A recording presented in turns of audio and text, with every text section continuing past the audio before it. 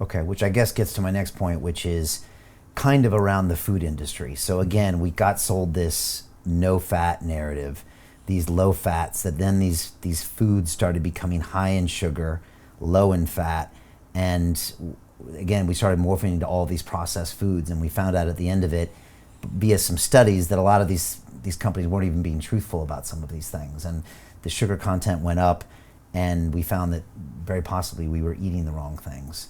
What happened there, and has that narrative changed? Do most people nowadays not believe that fat is necessarily bad for you?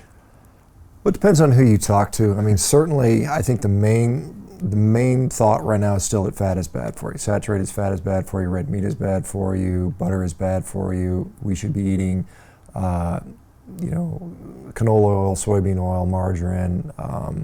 We should be avoiding, maybe have some lean meat, eat a lot of vegetables, eat a lot of fiber. That's still the main messaging that we get out of the medical community. I think relative to the sort of the standard American diet, that's probably reasonable advice. However, I think it's also causing a lot of people to have problems. Right. Okay. So if you're on the McDonald's diet, that might be a better transition. But if you look at that compared to, say, a carnivore diet, it's not necessarily superior. I don't think so. Right. That's not what I've seen with now literally tens of thousands of people. It's funny though, because like you can sell it to someone. It sounds like it makes sense. Look at this rich butter. Look at this red meat. And it tastes so good. Clearly it's bad for you. And it's, back in the 80s, it was like fat makes you fat, which people didn't really question, but it doesn't really make sense. And that, we'll get on to the veganism argument, which is not far behind that.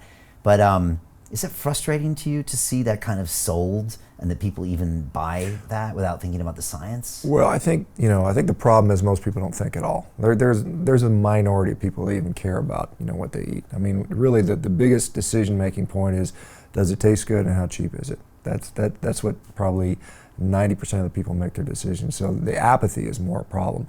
I can deal with the people that disagree because I can put the counter arguments out very easily.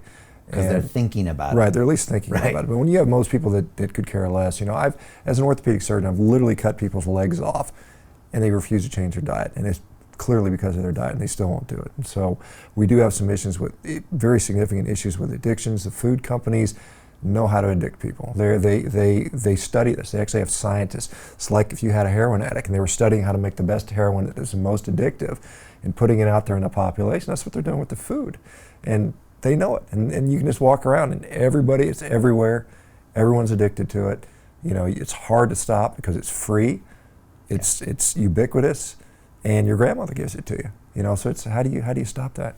Your grandmother gives it to you. What do you mean? Well, she's making you the goodie, little cookies and cakes and all this stuff. You get a reward for being a good kid, right? Right. Yeah, and then the food company makes an even better version of that. Right. Because your grandma used to make stuff, at least it was 5 ingredients in her kitchen. Right, and it took her 2 hours or 3 hours. And the food company, there was an interesting study on, I think it was millennials or Generation Z, they stopped eating much cereal. And you think, well, maybe they care about their health and they're not wanting to eat a lot of cereal. No, that's not why. Cereal took too much work because they had to wash a dish. So instead of pouring milk into the bowl and eating their cereal and washing the dish, that's too much work. They'd rather have a little package they can open up, throw it in their mouth, and throw the wrapper away. That's how lazy we've gotten with regards to preparing our food. Right, we've gotten super lazy. And so we should be questioning the kind of foods we're eating. I remember I had somebody come over to my house a few years ago and they brought candy for my kids and they're like, here's some candy. And I was just like, what are you doing? They're like, oh, well, it's nice to give kids candy and buy them ice cream. I'm like, why don't you just punch them in the face? Like, seriously, that's what you're doing to them if you think about it that way. But I guess we've got this whole history of conditioning. Well, it's tough with a parent because you always you feel like I don't want my kid to live as like a monk or something like that. So there's always this, well, a little's never going to kill them. The problem is, it's their birthday every day. I mean, there's every day at school that's somebody's birthday or a pizza party or holiday. It just never ends. And so birthday cakes were meant to be eaten once a year. We eat it every day for breakfast now. Yeah, in the forms of our cereals. Right, sure.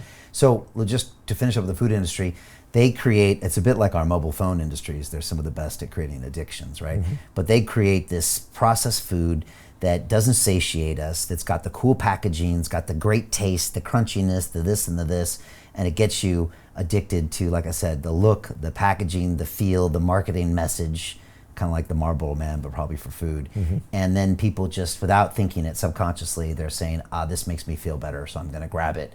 In a day where I'm stressed and my phone's beeping and there's some politician on the thing, that they just go for it, right? And they ended up, and then these things build habits. And so even when you amputate someone's leg, you can't say to them, just stop doing what even you know is stupid to do, and then go back and do it. Well, the problem is, what's the alternative? I mean, what's the typical alternative is eat some salad, low-fat dressing, and that tastes horrible. Nobody wants to do that. But when you say, hey, have a steak and eggs, so a lot of people can get behind that because it's viscerally and primally satisfying. You know when you're really, really hungry and you eat a nice steak, it's like, I'm actually nourished. Whereas you eat some of this, a cupcake, you eat it, it tastes good, but you don't get that profound sense of nourishment. So when you tell people to replace this junk food, which tastes really good, I mean, it tastes great, they do a good job of making that, with quote unquote healthy food, go eat some quinoa, go eat some kale salad, the compliance rate is almost none.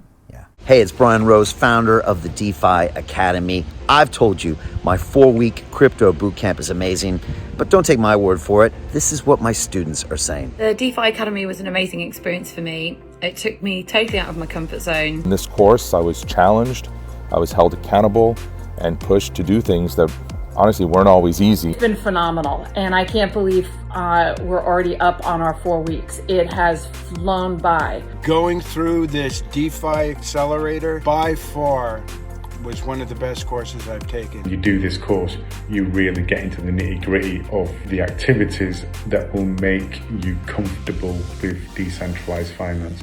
Thank you so much to Brian and everyone at London Real and the DeFi Academy for even putting together an amazing course like this. Anybody else that wants to do it, please sign up. It is well worth the money.